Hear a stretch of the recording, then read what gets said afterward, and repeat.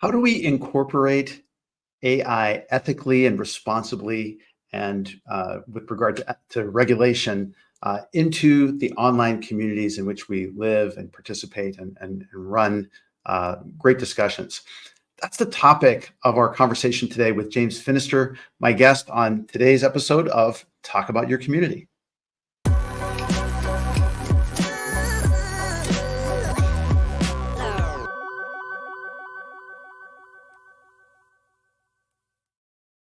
Good morning, good afternoon, good evening, wherever in the world you may happen to be. You've tuned in to Talk About Your Community. I'm Todd Nilson, your host with Clocktower Advisors, and I do work with many different types of communities all around the world, B2B, B2C, as well as nonprofit spaces.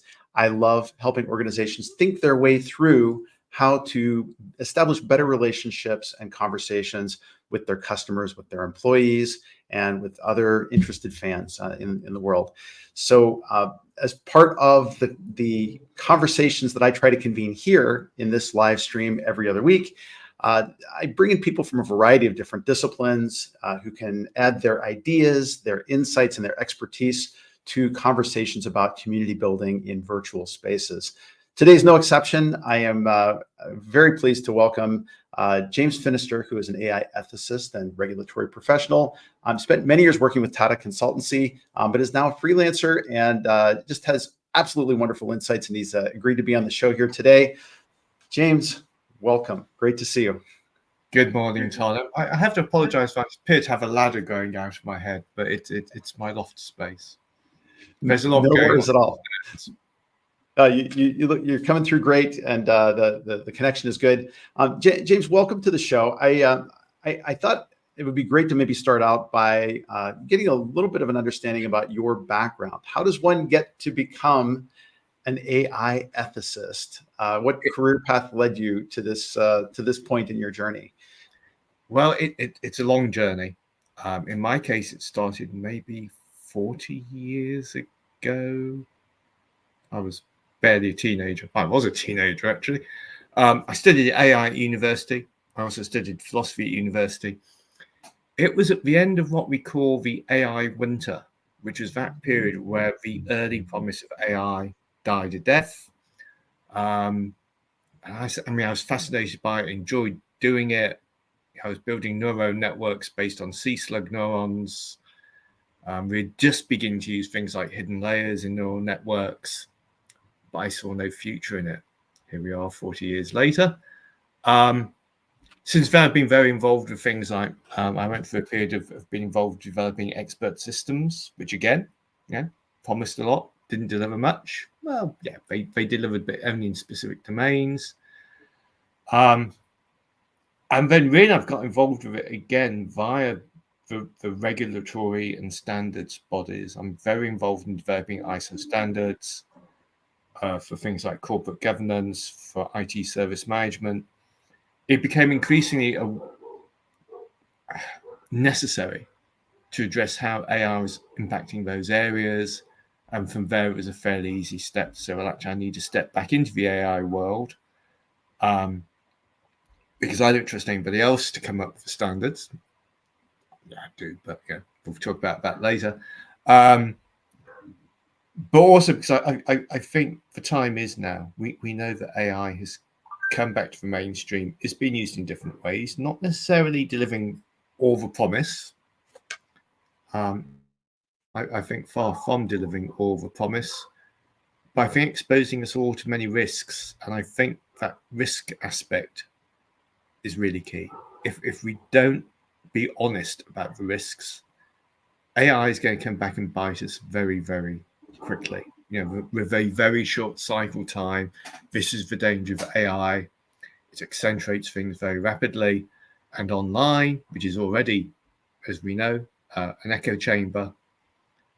The dangers of using AI in online communities are very real.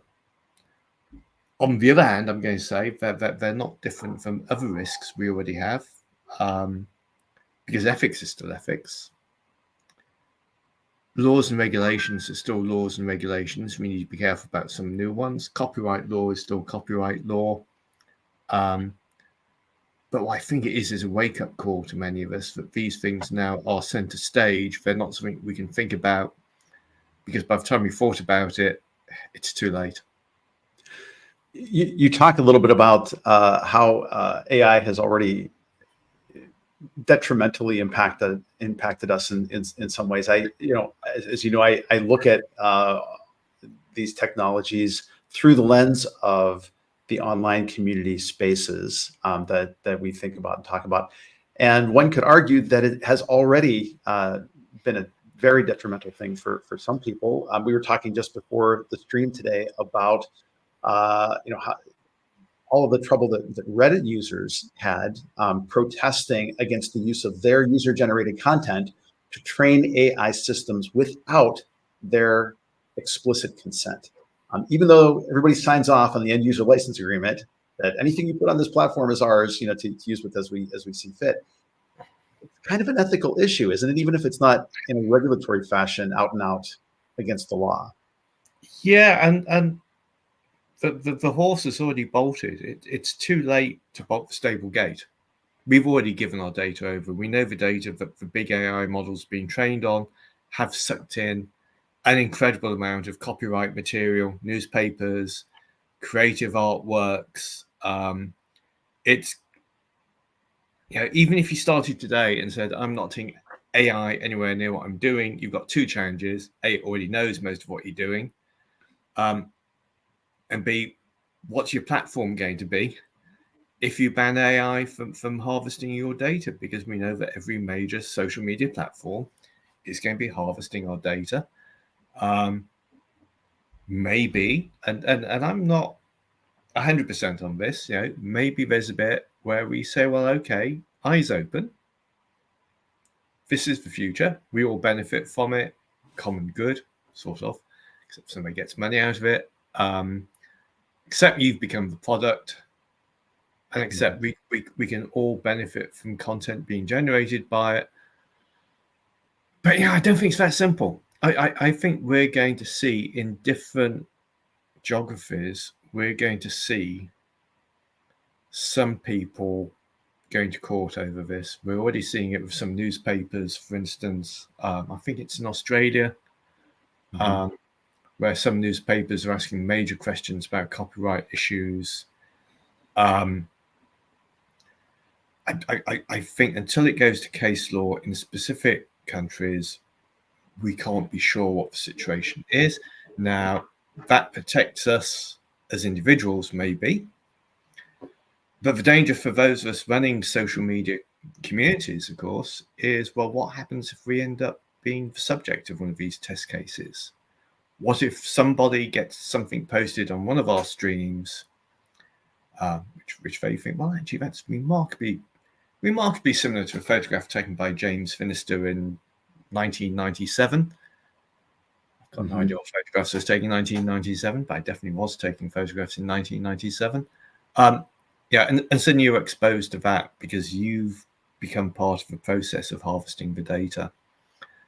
And trying to protect ourselves against that is going to be very difficult. You could maybe run through your archive of old posts and start to sanitize them. But again, it's too late. It's already out there. If somebody's posted something to your community, the chances are big AI knows about it already. I and many of the people who I think tune into this stream deal in what I'll call cozier communities. In other words, less a big social media platform and more of a private discussion forum, a Slack, a Discord, one of those places.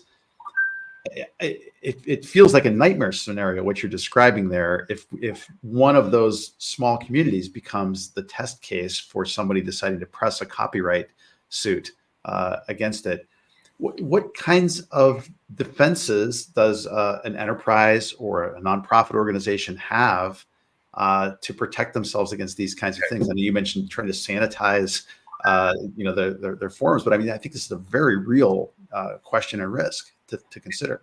It is, and I think we need to think about it from a small community perspective as well. because actually I think for law case it would be quite a fertile area because we're easy targets. Let's be quite honest about that. Would you want to take Meta to court, or would you rather take James Finister, Todd Nilson to court? I know which I would choose. I think what we come down to is some of the pre-existing good practice. I mean, particularly around things like corporate governance. Now, we tend to think about corporate governance as being corporate, Sarbanes-Oxley, for listed stock exchange companies. But we all, if we're running a community, have responsibility to put good basic governance in there. Obviously, we start with some community rules. And I think we should all be reviewing our community rules to see if they actually do take the AI world into account. And again, obviously, because a lot of us are piggybacking on other platforms, we need to check that we're consistent in how we deal with AI issues. I think we also need to rethink how we moderate many of our communities. I'm already seeing in some IT communities I moderate, we're getting, I don't want to say attacked by AI, but I do want to say attacked by AI. We're seeing AI bots deliberately trying to infiltrate some of our communities, deliberately trying to cause conflict, and potentially also asking people to share information they shouldn't be sharing. I think, again, as I said earlier on, you've got to be proactive. From the moment you're reacting to it, it's probably too late. The damage is already done. I think the other thing to say is there a role for AI as policeman itself?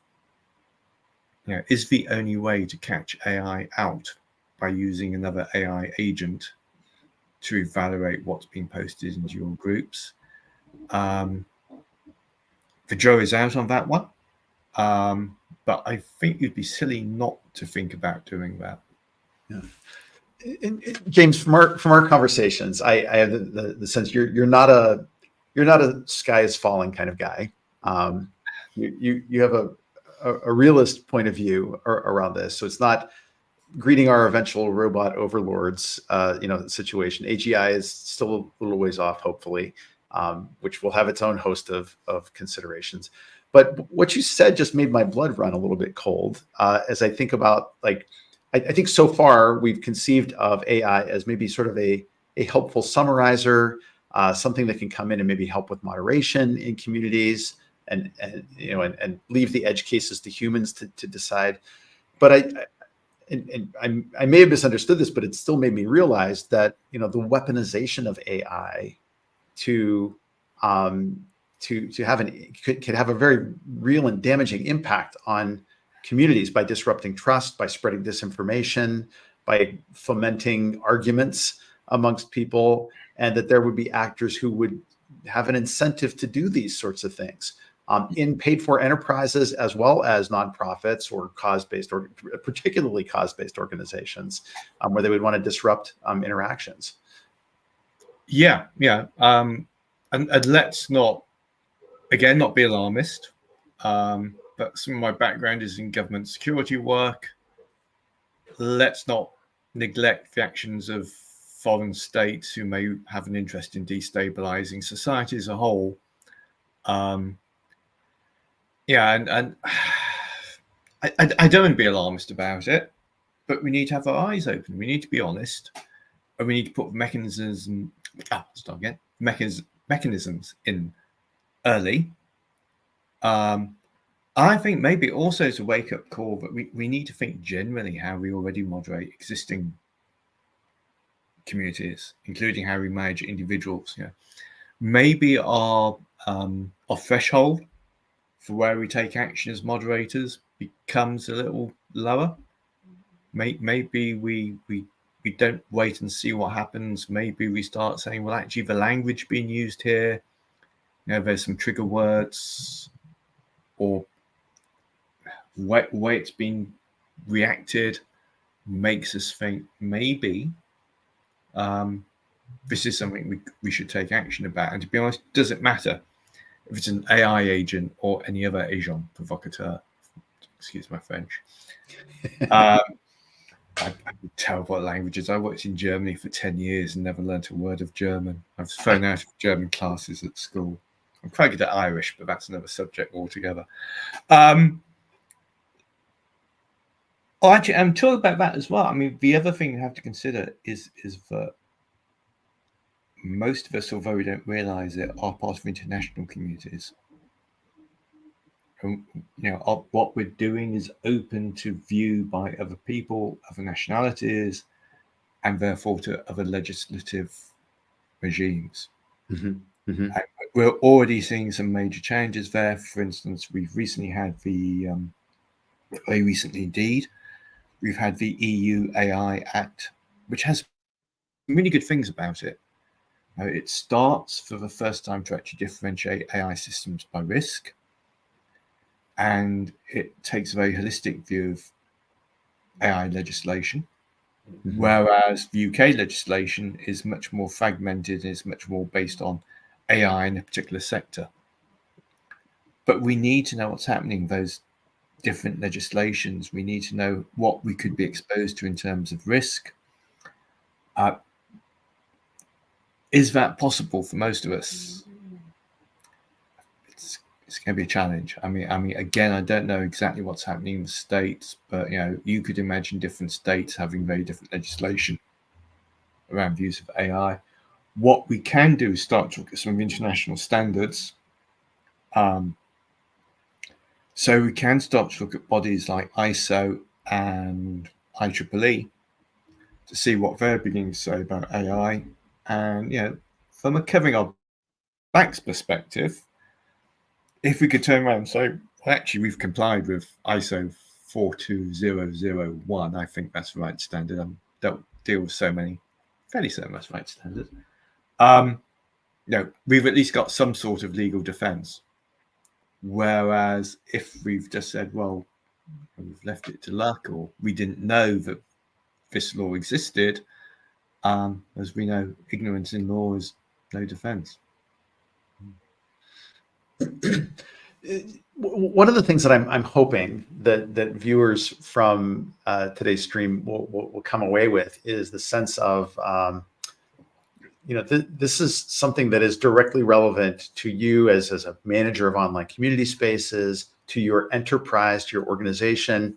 That it's not a matter of saying, well, this is just for the big players in the space. This is something that's going to impact all of us, and even down to the level of, as I think about it, as you were suggesting, being inclusive in your community guidelines and terms of use for the space.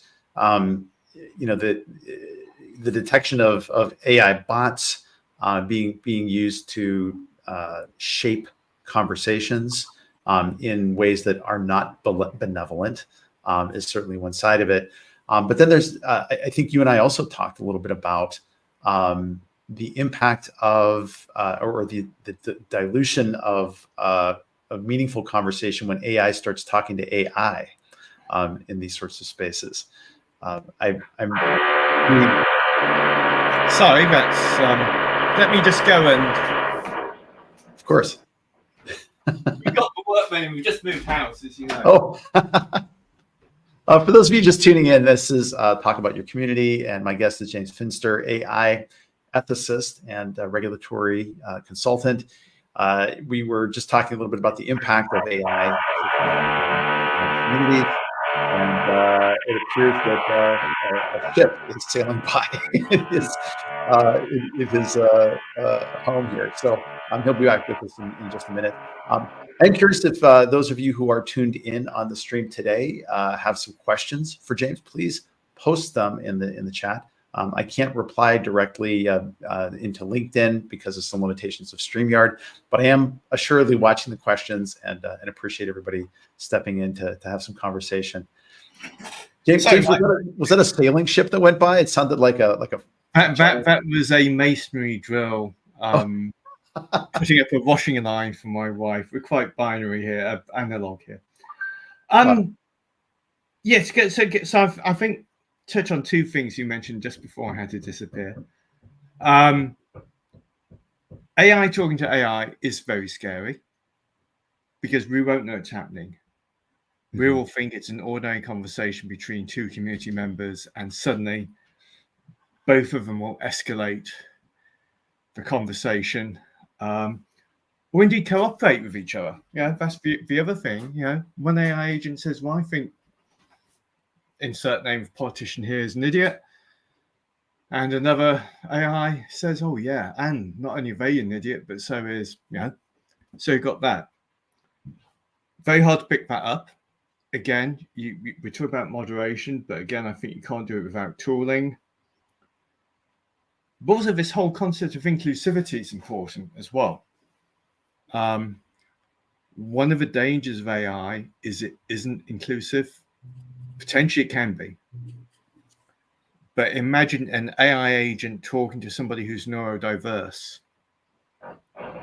The potential for things to go horribly wrong there.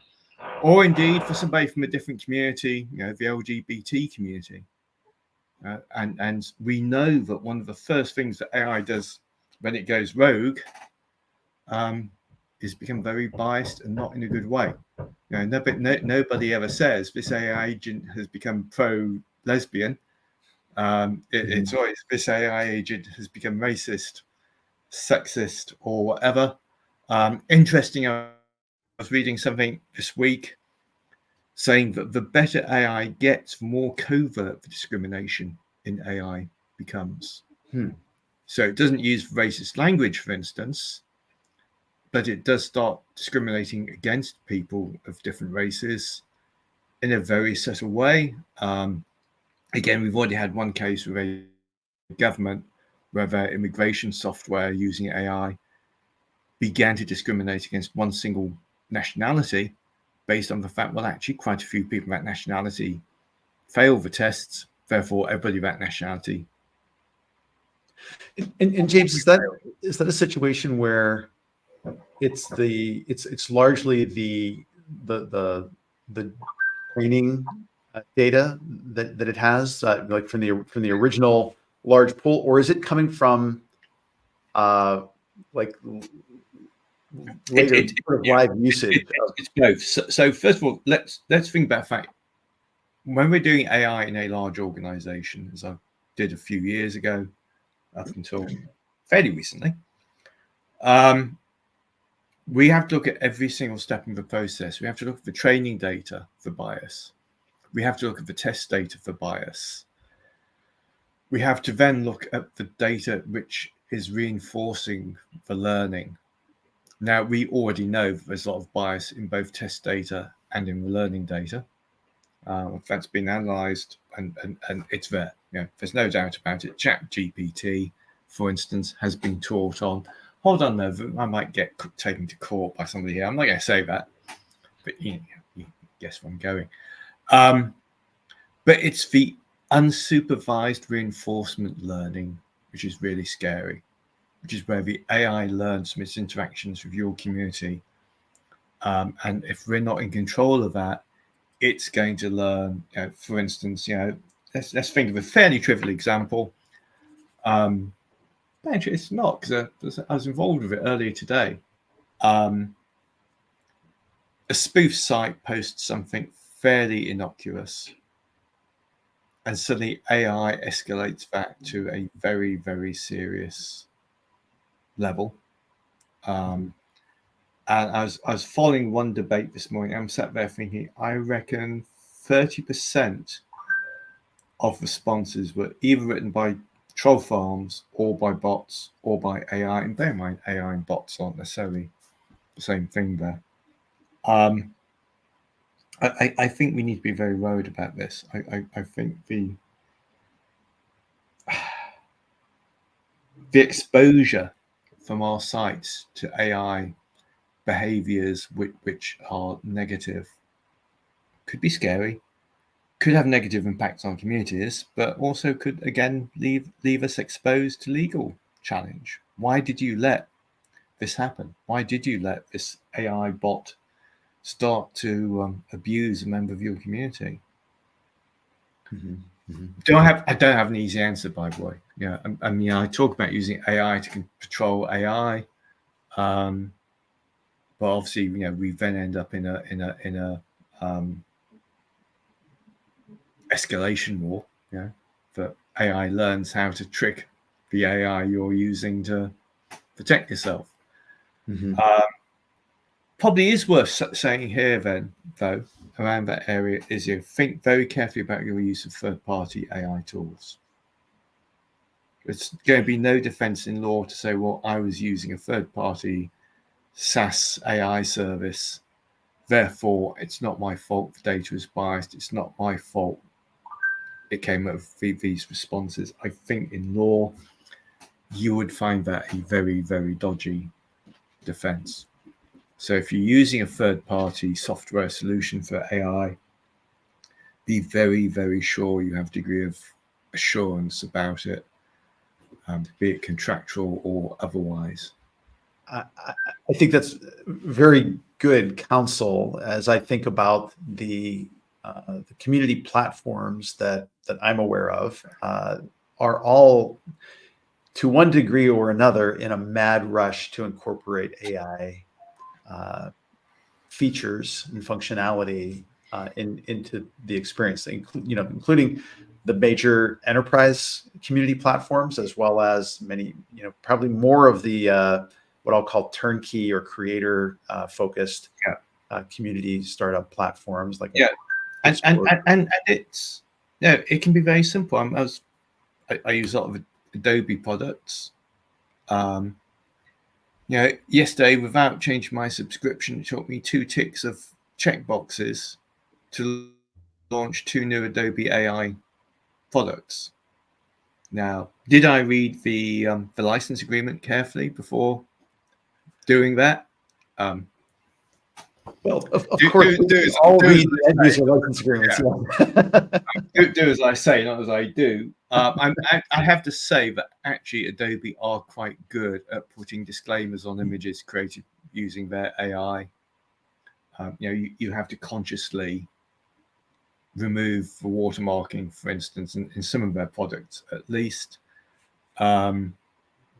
But it is that easy. And, suddenly we say, well, okay, yeah, I'll add an AI moderator to my moderation team. Yeah. Do you know what that's AI moderator is actually going to do? Is it going to moderate? Is it going to act as actually more of a danger than a protection to you? So, yeah, I think if we're looking at third-party products, go into it with your eyes open. Ask some hard questions. Don't be scared to ask the hard questions. Ask communities some of the questions around it. But don't take it for granted you're protected because you're using a third-party solution. You're not. Yeah. No, I think that advice will definitely strike home with a lot of the viewers for this program. Yeah. And of course, bear in mind, it's probably, again, I'm not going to say too late, but review what you've already signed up to. Yeah. And have for yourself, your community, a policy for what would let you think it's sensible to sign up to an AI tool. What I really appreciate about the conversation so far is that we've looked at, I'd say, the spectrum of experiences of AI from the perspective of AI as a weaponized force, AI as something that is benevolent, as well as AI that does some ham-fisted things that we didn't intended that are still leaving us open to legal liability and ethical liability at the same time. So I appreciate your perspective on needing to review those third-party tools. How AI is labeled in communities is also, I think we've touched upon that a little bit as well. And I'd like to dig into that a little bit more, actually, too, if that's all right. Yeah, I mean, that for me is quite a key issue. Because of my ethical background, for me, authenticity is very important. And I was on a podcast yesterday about service management. One of my concerns about IT service management, so we're talking about software used by help desks, is I think we've all been there, haven't we? We think we're having a conversation with a human being. What we actually start seeing is we get sucked into a conversation with what we think is a human agent. And then at some point we realize isn't a human agent. Again, some legislations are going to make that illegal. I don't think that's happened anywhere yet, but it's certainly on the cards. We've got the same thing. If we do a welcome post to our communities, do we sign up whether or not we've actually written that welcome post ourselves? Mm-hmm. Do we let AI again make moderation decisions, and therefore it sends a message off? And I think even if we post innocuous stuff on Meta, most of us have fallen foul of the algorithms at some point, haven't we? And had a post rejected or even been suspended for a few days.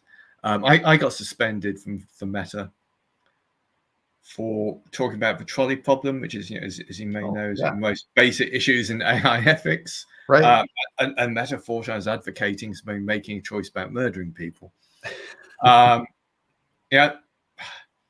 So I think we need to be authentic. I think we need to be authentic both to protect ourselves and because we should be authentic, particularly on the type of communities we're talking about. I don't go online to talk to a bot. I go online to talk to people.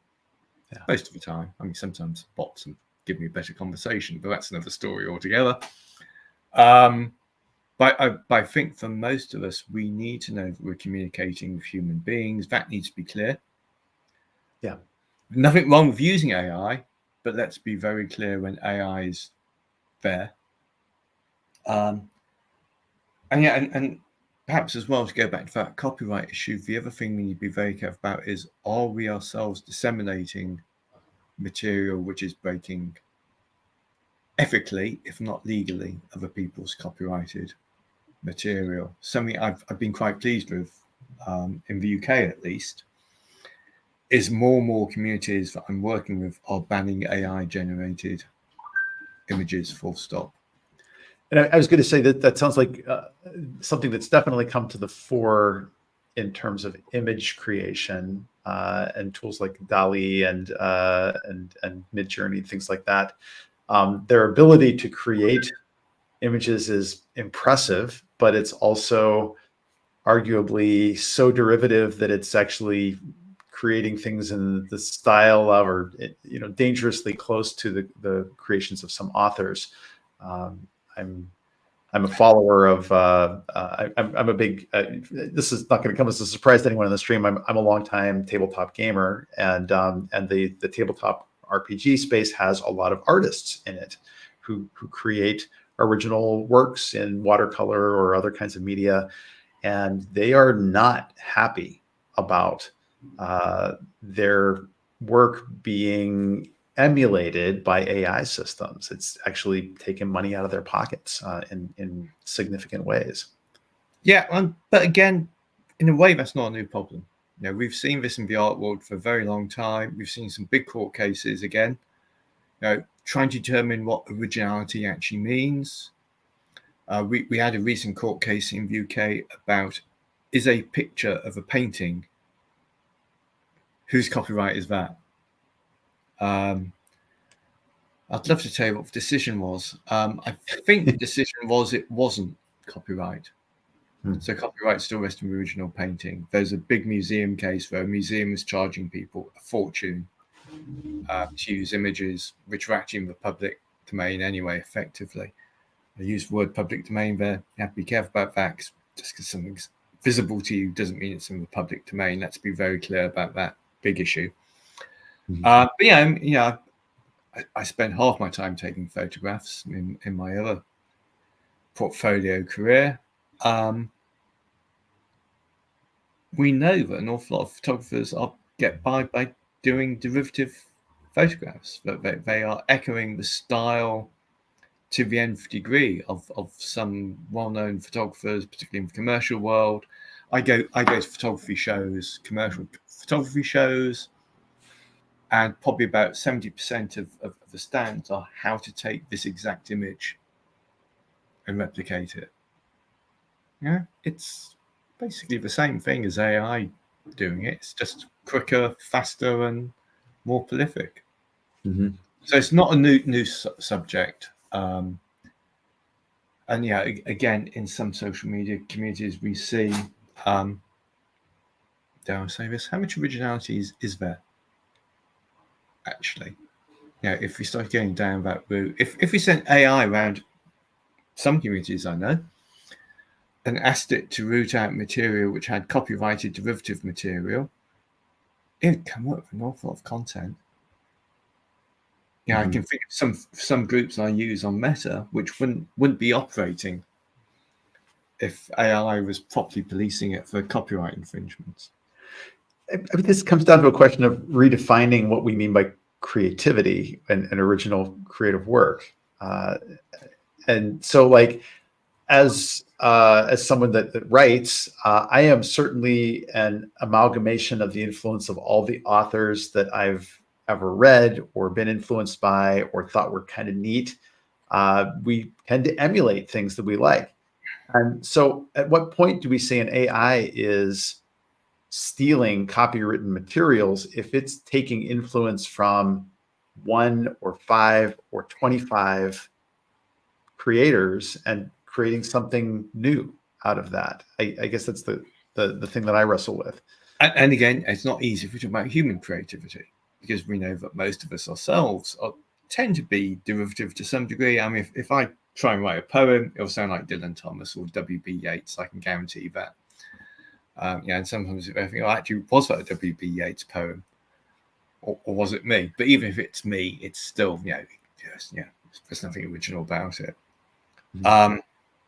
So I think that's a challenge. We need to think what is originality, what is creativity, and that extends to thinking, well, if AI does do something apparently original and creative, who owns the copyright of it? Is it a prompt engineer? Is it the owner of the engine who owns it? I mean, I was using AI the other day unsuccessfully to generate some logos for an organization. I sat there thinking, if I employed an artist to draw it, it would be simple. I would know. But in this case, who owns it? And what are the chances of it being actually a copy of something somebody else has already done without me knowing about it? So I do think we need to rethink creativity. I think we also need to accept we have some gray areas. AI ethics is not a binary area. It's not a case of suddenly something becomes derivative, suddenly something becomes an infringement of copyright. There may be some fairly clear markers where that's happening, but a lot of the time it would be very hard to actually put that marker down. Now, if I asked AI to write an article on corporate governance of AI, which I have done in the past, not for my own use, but to compare it to what other people are actually writing, 90% of articles would resemble exactly what AI wrote. So is the AI copying those 90% of articles, or is AI just using the same source material those other authors are using? And to be honest, I think it's the latter case. If you ask me to talk about the risks of AI in social media world, am I going to come up with something really totally original about it? If I do, it would be by pure chance, not because I'm a genius.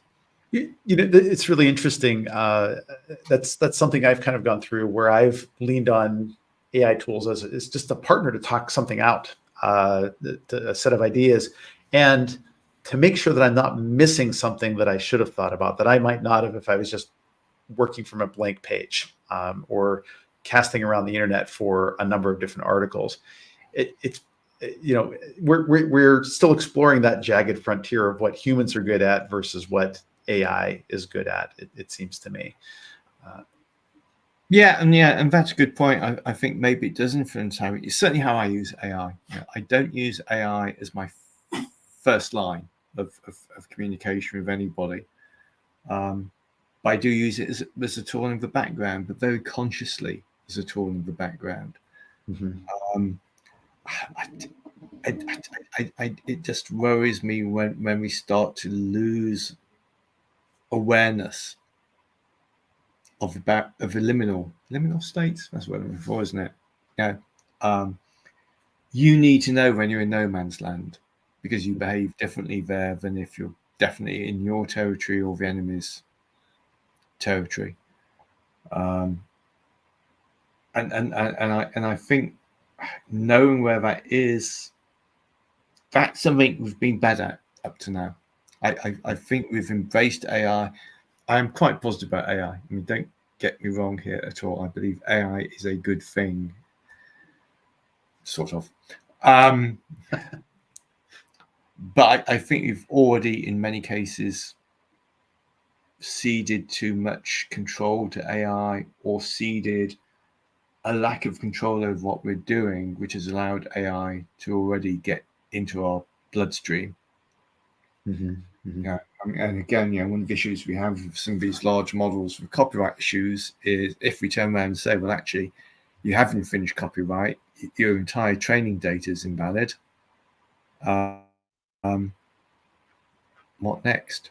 Because the impact to the commercial world of doing that would be absolutely astronomical at the moment. If we turn and say, well, ChatGPT needs to totally relearn everything from scratch, only accessing non-copyright material, that's a non-trivial problem. Yeah, I would definitely think so. And then that's one organization following that set of rules, and that's then are they leaving themselves open to being outpaced and outdistanced by organizations that don't feel the same set of limitations, based out of a different culture or jurisdiction? Yeah, I mean, and that's a very good point. Yeah, I mean, something in the international standards community which we're trying to get over is that we cannot impose international ethical values. What we can say internationally is you need to take into account ethical issues. But if we're in a culture where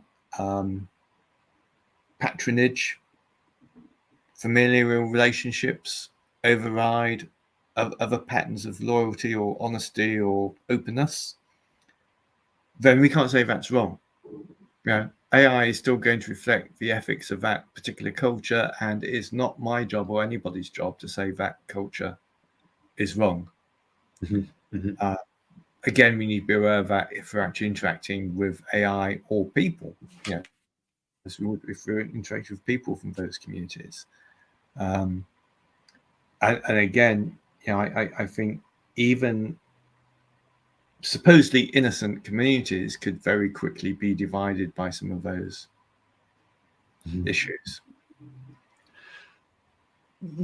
James, I realize we're running a little low on time here, but this has been an absolutely fascinating discussion. I am wondering if we can leave individuals who are planning or currently running an online community space with a couple of practical considerations. And so I think one of them you brought up, which is review your third-party tools, to use.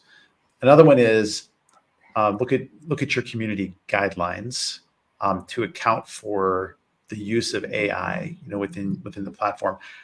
Are there some specifics within guidelines that someone should be considering to include? Do you have some recommendations? Well, let's start with something basic. If you don't mention AI in your guidelines, you're being a little bit silly at the moment. You need to make an explicit statement about the acceptability of AI-generated content or AI agents or anything like that at all. Really basic stuff. Simply saying our rule is no AI-generated content, or if AI content, clearly label it as AI-generated. Again, there's nothing wrong with AI-generated content. It's just you need to know that's what it is. I think the other thing is you do need to think about your moderation approach. Leaving your group overnight unmoderated is now asking for trouble. Because by the time you wake up in the morning, as we know, things can get horribly out of control very quickly. As I say, that might involve using AI itself to help moderate. it may involve just being much harsher as a moderator than we're used to being. It's a price we pay for freedom is eternal vigilance. Mm-hmm. That's a quote from somebody. I've just broken somebody's copyright. No, I have. I love those. Do you is there a set of community guidelines that you have felt is good or worth pointing to, or is this all still very nascent? This is all very nascent. I mean, we're playing catch up, and yeah, I think many of us are interfacing with some quite major sites which don't have a clear AI policy. I'm going to be a bit biased. I'm going to say look at the ISO standard to get some concept of the scope of what you should be looking at, which covers more topics than we've covered today. Unfortunately, ISO standards are expensive.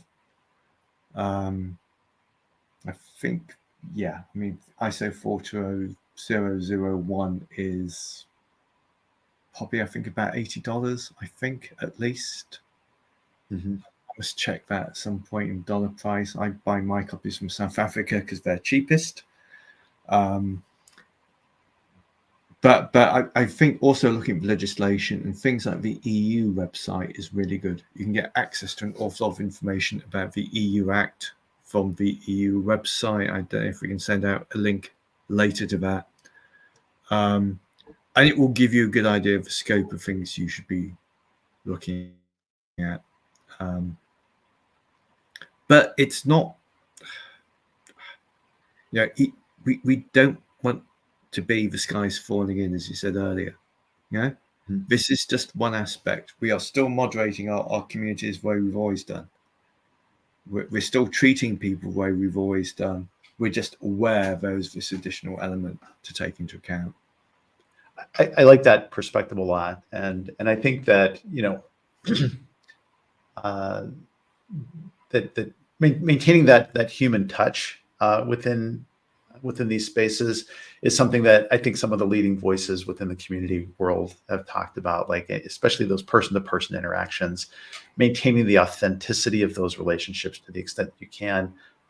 Yeah, it's probably okay to automate things that you've examined and, you know, that are rote and that are, I in an ideal world, impossible to screw up. But you know, that there's as you know, an awful lot of busy work with managing an online community, and so some of those rote tasks that should be just dead simple, you know, absolutely test them, and as you said, very clearly label that it's being handled by AI, and hopefully we'll be in good shape going forward for those. So.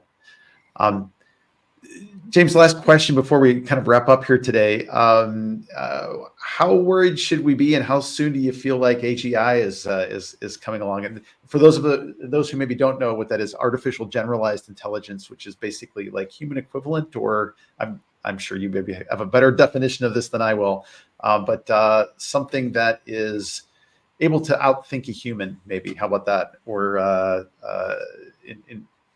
I'm making you wince in various ways here, James. Sorry about that. You are. You've also made me think of something else. Something else ethically, by right, really important to think about is the power issue. You know, as we know, some of these models have a major impact on sustainability. Oh yes. Right. Yeah. That to train a model, ChatGPT model, you know, takes incredible amounts of energy. I think we need to be very conscious of that. NVIDIA have just announced a new chip, which is going to reduce that, I think, by a factor of 250. But we're still not talking peanuts. Generalized intelligence, yeah, we were talking about that 40 years ago. Is about to happen. I think true generalized intelligence is still probably a good 10 to 15 years away. It could be 30 years away. It could be 5 years away. But good enough is near enough. Or near enough is good enough. You know, we thought when I was at university, we thought the Turing test was the ultimate test of AI. You know, we now know the Turing test is comparatively trivial. We thought that playing Go was a major test of AI. We now know that can be done. We still have an issue around NP problems, like the traveling salesman, but that's a problem for human mathematicians. It's not just a problem for AI. I think the issue is that AI is pretty much there for most of us. AI can perform as well as many of us in our day-to-day life. Maybe it's certainly not human.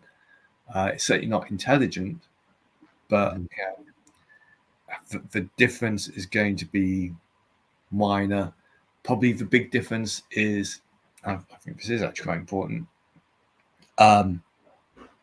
We cannot ascribe ethics to the AI agents. The ethics is still being done by us. The thinkware behind the system or using the system is still where the ethical choices lie. And I think we need to be conscious of that. We shouldn't abdicate it, but we need to be realistic as well. And it's strange, Todd. I mean, I see people who are very involved with the AI community who are already anthropomorphizing things like GPT. Well, end of the day, GPT is just a statistical model. In effect, it predicts what a typical human being would say, with no concept of understanding, no concept of, I can never remember the three terms. It has no conscience, it has no consciousness, and it has no concept of context either. AI is, and I think the traditional garbage in, garbage out model for IT has never been so true as with AI. It's just that you get more garbage out quicker than you ever would have done before. I like that perspective, and I'm empathetic to those that want to ascribe anthropomorphic qualities to. Oh, look, I'm always very polite to Alexa. Oh God, she's going to break up now, isn't she? But that's us. The novelty of talking to a thing that seems like it can have a regular conversation, back with us, and sort of that simulation is better than one we've ever had before. And it is, but there comes a point where it tricks us, and I think this is the catch, or we allow ourselves to be tricked. And I do feel that's a big danger for even those of us who think we're tech savvy. I think can fall into that trap of over anthropomorphizing AI, indeed of not treating it the same way we would treat a human being. If you got a student to write an essay, would you assess it from a different perspective than if you got a AI agent to write that essay for you?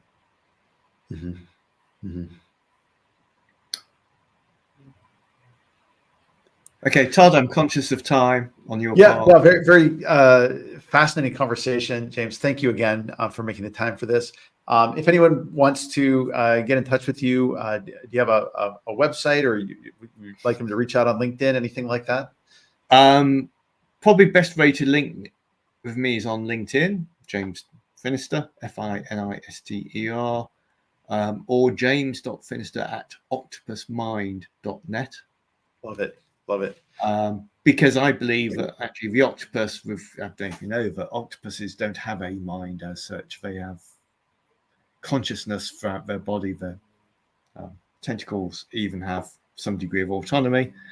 And I think that's where we're heading as a society, with things like AI embedding some of these characteristics, maybe not being fully being in their own right, but certainly being an adjunct to humanity. I was on Twitter, or X, but oddly enough, I'm not there anymore.